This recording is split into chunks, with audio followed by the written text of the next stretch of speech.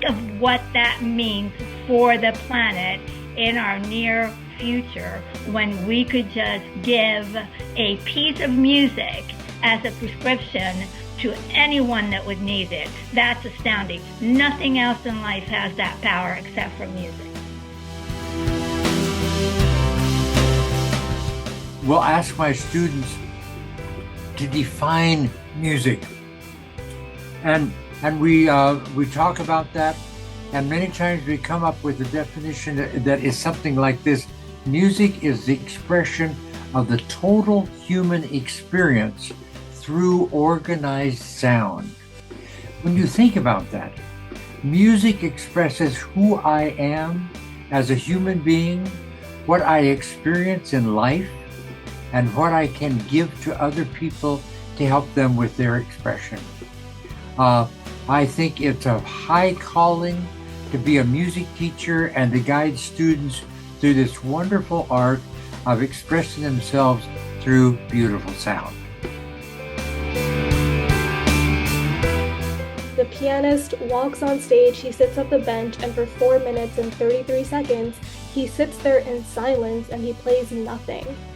And you might be thinking, why? What's the point? But that's exactly the point. The music in that piece comes from the sounds of the environment around you, and it's different anywhere you perform it because the environment is always different. So the music in that piece is the bench creaking or perhaps someone coughing in the audience. And I think it's a reminder that music doesn't always have to be about the notes on the page. It can be about silence. Music is everywhere if we take the time to listen to it. And so the value that I learned from that is that it's important to listen deeply to other people, to myself, to the silence, and to the environment around me. Playing specific types of music to the plants and seeing the effect on the flowers and the plants. Well, when they played classical music to various plants, they saw that the plant really grew in a beautiful, beautiful way and sooner than expected. Then they took that same plant and played horrible heavy metal rock music or rap music or whatever other kind of music, and then they saw that plant actually wither and die.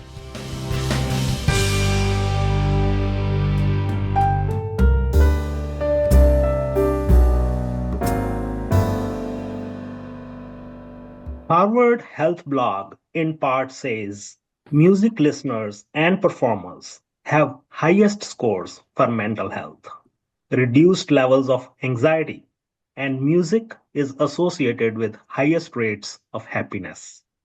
Music develops character. Music develops leaders. Learning of being on the same sheet of music, believing in the collective successes rather than individual performances, cultivating commitment are among many published leadership stories around music. And then, if we think about the family bonding, which is my personal favorite, the highest cultural value, many believe music actually started with the concept of how fetus hear sounds in the womb or with the animals' mating calls. So, was the purpose of music to help human bonding and coexisting?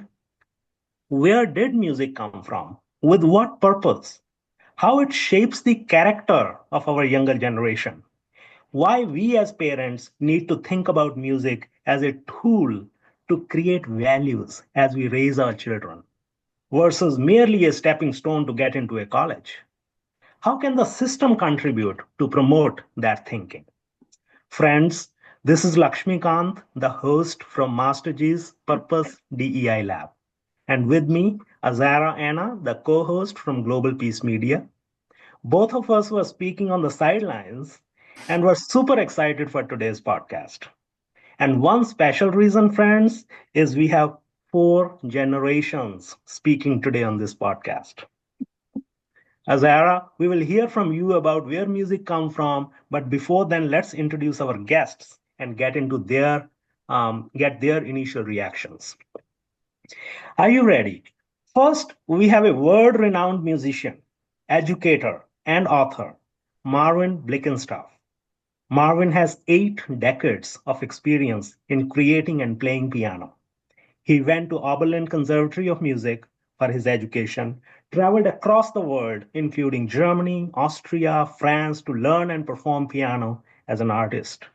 He became a chairperson of the piano instruction at University of North Carolina, Chapel Hill in 1970s, and later received Music Teachers Association's highest honor, Achievement Award. He is still teaching music at his home studio in Greater Philly and at New School for Music Study in Kingston, New Jersey. Marvin, welcome. Thank you so much, Terry. Thank you very much. Next, we have Darcy Garg, a student at music department in Emory University in Atlanta, Georgia. Darcy studied music, including piano and violin, from many gurus, including from our guest Marvin, for several years before getting into college and continuing her music journey. She became an associate of the Royal Schools of Music in London at a young age of 16. We always look forward to having the younger generation talking directly with their peers and parent groups. So, Darcy, welcome. Thank you. Okay, so let's hear from Marvin. You, sir, your initial reaction, your story around music, and how you have seen music helping developing characters. Lakshmi, I thank you so much for this opportunity to talk with your group in this podcast. I've been teaching for well over 60 years and have devoted my life to piano instruction. It is very obvious to me that music does build character. There are many reasons for that. Part of it is that in order to excel in music, it requires a considerable discipline. And one of the things that builds character is personal discipline. But tied to that, it's more than just like an athlete that runs around the track or throws balls or something like that. A major component of music instruction is what we are expressing with our music. Music is expression of the human soul, of the human condition, of our emotions. And so in a way, music brings all this together: personal discipline, personal expression, and artistic beauty. I know of no other field that actually brings the human being together in all those wonderful components. And one of the tremendous values of teaching music and learning music is that from an early age, children grow up with that idea of the combination of the fact that when I discipline myself, I become an expert at the musical expression, or at least proficient in musical expression. I feel very sorry for children who have very little possibility for personal expression. I think that it's so important that we can provide children with the opportunity to express feeling. But to express feeling through making beautiful music is about as good as it gets. So a child taking piano lessons, they practice, the teacher guides their study, and the whole thing is built on expressing what the music tells us about the human condition. I many times will ask my students to define music. And we talk about that, and many times we come up with a definition that is something like this: music is the expression of the total human experience through organized sound. When you think about that, music expresses who I am as a human being, what I experience in life, and what I can give to other people to help them with their expression. I think it's a high calling to be a music teacher and to guide students through this wonderful art of expressing themselves through beautiful sound. I was feeling so emotional as you were talking, Marvin. Just for a second, let's hear from our other guests. So, Darcy, what does music mean to you? To me, music is more than just a series of notes and sounds. I think it's a universal language that allows us to communicate our emotions and our ideas across time, culture, geographic location, what have you. It doesn't matter if you don't speak the same language or if you grew up in different countries or if you have different life experiences, because when you hear a melody, you can feel what the composer or the performer is trying to say. And that's what makes music a universal language.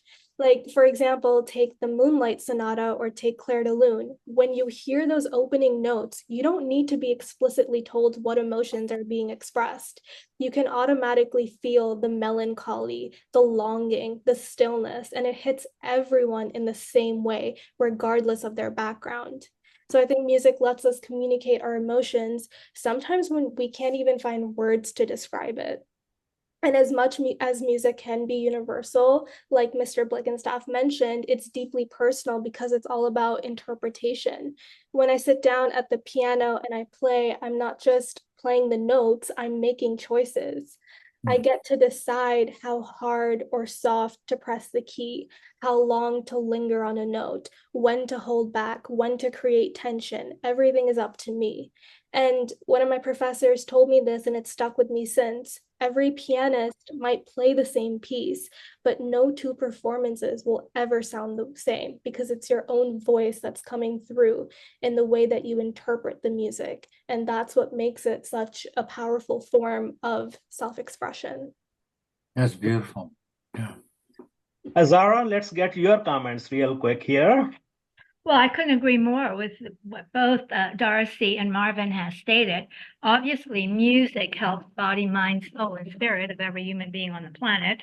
And music has the power to connect cultures and countries in a way that nothing else can ever do. It goes past political and geopolitical differences and everything like that. But beyond even our own Earth, I like to speak about the fact that music is everywhere in our universe and in our galaxies. That has been proved by the USA Space Agency, where they actually went and researched the sounds of each planet, and then they decoded that sound into actual musical notes. And if they then put that into whole melody. So what I'm saying here is that music is embedded in every cell of our bodies. And because of that, it has almost unparalleled power in our body at every level to change us for the better. And now there are whole studies in MIT, Harvard, Yale. That's a field now being called bioacoustic biology, which means they have decoded, as I said in one program, they have decoded every cell of the body. They see that a frequency and a sound emits from each cell. And when they see that a cell has a static sound, they know that that cell is not behaving properly and may lead to disease. So then they put together what are called countervailing frequencies to be able to put that through the body. Now, think of that immense research, guys, okay, and gal, Darcy. Think of what that means for the planet in our near future when we could just give a piece of music as a prescription to anyone that would need it. That's astounding. Nothing else in life has that power except for music. Yeah, Marvin, love to hear your stories from some of your students, perhaps. I've taught for a long time, and I've taught hundreds of students. Some of them for just a few years, and some of them through their grade school and through the time that they graduate from high school.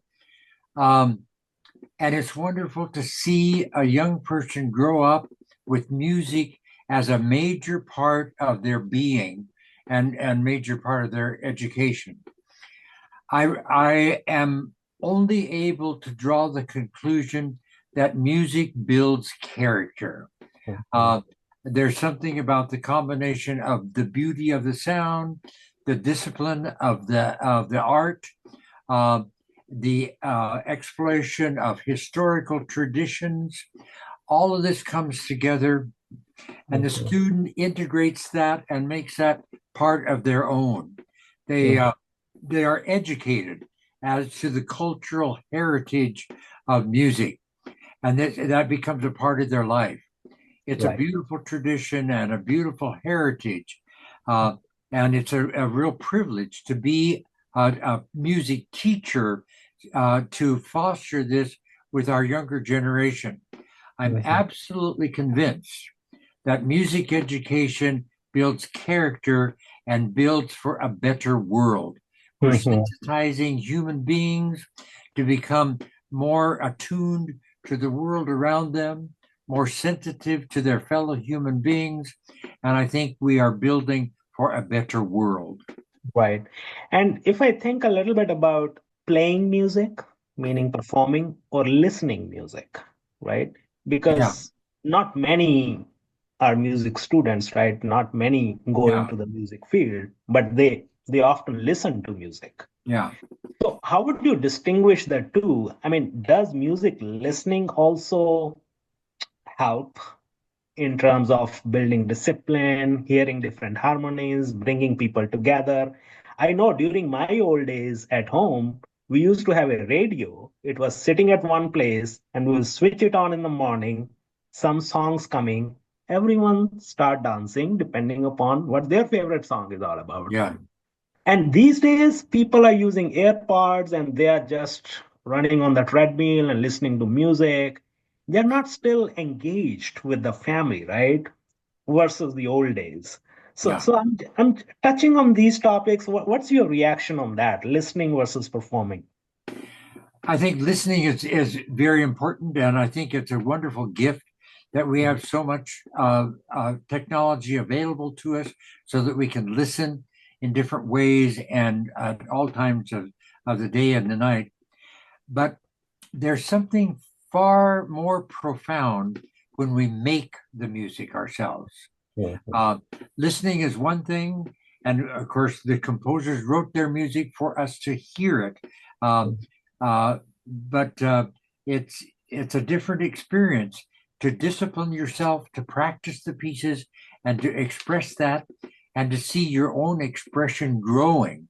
Um, Mhm. so, in a way, listening is one level, but I think that practicing and performing is a higher level because Right. you're participating and making it very personal. Yep, and that's our message to the younger generation and to their parents that listening, yes, important, but students are still or our children are still listening music in isolation, right? Yeah, It may be helping, but let's take them to the level of performing, playing, composing music. yeah. Darcy, what's your view around how it created values for you? And you have any stories to share here? Yeah, absolutely. This conversation is making me think about this one piece that I learned about in one of my classes. I'm sure many of you are familiar with it, but if you're not, it's fascinating. It's called 433 by John Cage. Now, what's so interesting about this piece is that there are no notes. The pianist walks on stage, he sits at the bench, and for 4 minutes and 33 seconds, he sits there in silence and he plays nothing. And you might be thinking, why? What's the point? But that's exactly the point. The music in that piece comes from the sounds of the environment around you. And it's different anywhere you perform it because the environment is always different. So the music in that piece is the bench creaking or perhaps someone coughing in the audience. And I think it's a reminder that music doesn't always have to be about the notes on the page, it can be about silence. Music is everywhere if we take the time to listen to it. And so the value that I learned from that is that it's important to listen deeply to other people, to myself, to the silence, and to the environment around me. And Mhm. Also, for the first time in college, I met so many amazing people who performed simply because they loved music. It wasn't about trying to impress anyone or getting a good grade or competition. It was about pure joy. Like music majors here could be found in the practice rooms at 3 in the morning, not because they have to be there, but because they want to be there, because they find joy in it, because for them it's a way to de-stress, to escape from the real world, to express themselves. And I Mm. remember being one of those people in the practice rooms late at night playing my pieces. And sometimes people would walk by, they would either recognize me or they would recognize the piece I'm playing, and they would stand outside, listen to it, and then come in to clap when I finished. No one forced them to do that. So what I love about those moments is that it doesn't matter what we looked like or our skill levels. All that mattered was the music and how we supported each other. It creates such a beautiful community where everyone can feel welcome. And I feel like I've met some of my best friends through music. I've met some of the most accomplished people through music. And honestly, I've kept my sanity with the use of music. Azara, let me come to you real quick on this. I mean, back in my country, right, when we ask, or a student or a child comes to us that, hey, I want to go into music. And then the parent says, okay, what would you do? And they say, oh, I will do music. And then again, they say, oh, what would you do for living? So, Azara, I know you are in media industry and you talk to a lot of people, experienced a lot of cultures as well. What's your take on this? I mean, how do we handle this situation? Is there something to contribute from the system? Are there not enough opportunities in the music world? It is looked at more like a soft skill. I know I'm sitting in the business world, and when I interview candidates for manager positions, senior manager positions, I clearly see a difference.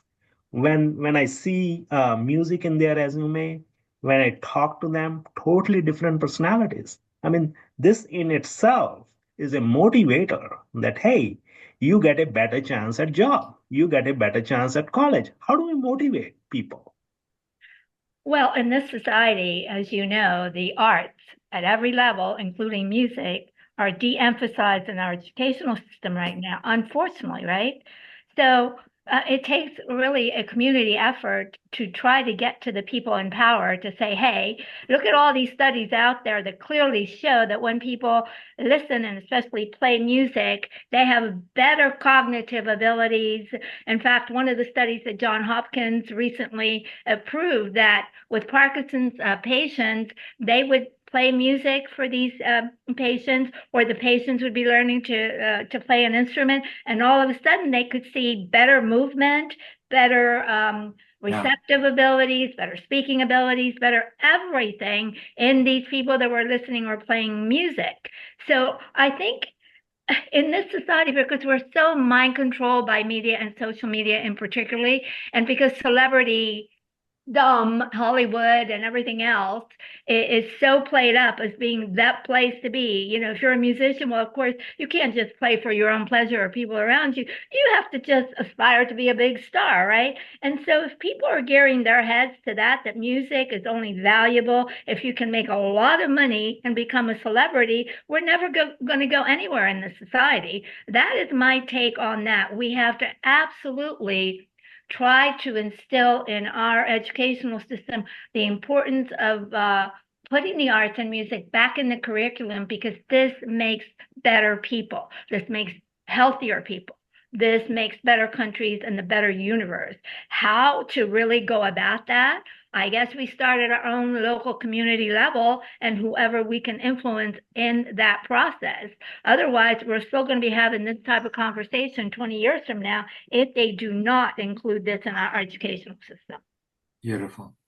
Marvin, as you know, we are facing cultural crisis Yeah. these days. Gone are our days, your days. And we were on one of the other podcasts, we were talking about the cultural values that are universally acknowledged, right? There are different cultures, America, India, Japan, Europe, but respecting elders, family bonding, do unto yourself, meaning behave the way you want to be behaved. These are universally acknowledged cultural values. Yeah. What's your take on how music can help developing that respect, developing those cultural values amongst our younger generation? I would suggest that at the bottom of the line is that we are sensitizing our emotions. Mhm. Um, you play a beautiful piece, and in a way, it touches your heart and it makes you more sensitive. When we become personally more sensitive, it means that we are more sensitive to the world around us, ecologically, personally, with human relations. I cannot help but believe that our political situation in the world would be so much better if our governments were based on music rather than politics. Um, uh, but I think that that's very, very important. That uh, the one of the bottom lines of music instruction is sensitizing the performer's heart, and through that you sensitize the performer's attitude towards the world around him and to his fellow human beings. Right. It makes for a better world, and Yeah.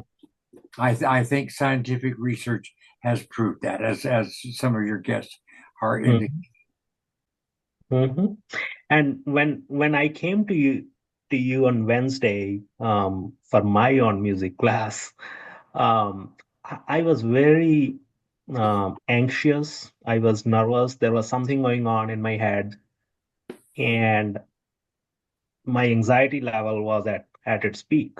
And after spending those 45, 60 minutes with you, when I came out, everything was gone. And when I recalled what was the problem, the intensity of that problem was probably 10% of what it was before that. Yeah. So I can totally resonate if I feel happy after music, right? Whether listening, whether playing, whether composing, it will automatically create a respectful feeling around me, right? So I will not be uh, upset about things, and I will not shout at people. I will feel more relaxed and less angry. Yeah, cannot can't agree more. So any last minute thoughts? I know we are almost at our 30 minutes mark. Um, Let me come to Azara. Your any final thoughts here? Yes, I like to mention that music does help people, but what kind of music? Because I've seen some music being very, very destructive. So I think we have to be careful not to generalize that, all music is going Very to good. retune literally and reharmonize and make us better human beings. That's not the case if you listen to certain kind of what is, to me, and to the society, I've seen to be very, very destructive music. So let us be clear on what type of music we're talking about. We're talking about classical music. We're talking about music that uplifts the human spirit, and not music that tells you to go out and shoot people, be violent, or just create mayhem and chaos wherever you are. Because music can fuel entire social movements for better or for worse. So please, people out there, be careful, be truly careful of the type of music that you're listening to, because it will affect your brain and it will affect your behavior. Absolutely. I am Mhm. so pleased that you made that statement because I think that's so true. And of course, I am a classical musician and have a tremendous prejudice in that area. But I do think when you consider a Chopin nocturne against a rock and roll band where they destroy their guitars on stage out of violence, and the musical expression is one of violence, we're talking about two completely different genres. So Absolutely. Yeah. I really appreciate you making that point. Thank you very much. I'd like to add one more note on that. You know, they've done a lot of experiments with living things like plants, of playing specific types of music to the plants and seeing the effect on the flowers and the plants. Well, when they played classical music to various plants, they saw that the plant grew, really grew in a beautiful, beautiful way and sooner than expected. Then they took that same plant and played horrible heavy metal rock music or rap music or whatever other kind of music. And then they saw that plant actually wither and die. So I cannot express enough the importance of listening to the right sounds and to the right music. Thank you. Thank you. Darcy, any final thoughts from you? Yeah, I mean, I'm agreeing with everything people are saying here. Music can definitely be used as a tool for propaganda. But I think the biggest thing that music has done for me personally is give me a community and good values. Some of my friends here are jazz musicians, and one day we were playing together, and I felt completely out of my element because in jazz you're expected to make things up on the spot. There's no safety net of a sheet of music to follow. And so we were playing, and I accidentally hit the wrong chord on the piano. It was a really wrong chord, sounded very dissonant, wasn't in the right key. And I stopped playing, and I thought everyone would start making fun of me. But instead, the saxophonist smiled and he repeated the wrong chord as part of his solo. And he basically turned my mistake into something that was intentional. And so, again, going back to what I said, I think that mistakes in music and in life can really be opportunities. In jazz, there's no such thing as a wrong note. It's just a new possibility of where the melody can go. So in life, I think some of our biggest errors can become some of our best moments. Yep. And Marvin, can music help solve cultural crises and bring better harmony in the world? Let's hear from you, your final remarks. We have thousands of people waiting to hear from you. I do believe that. I do believe that classical music builds character. It sensitizes our spirituality, and it makes us better human beings. And when I personally reach a higher level in my own life, that means that I have more to give to other people.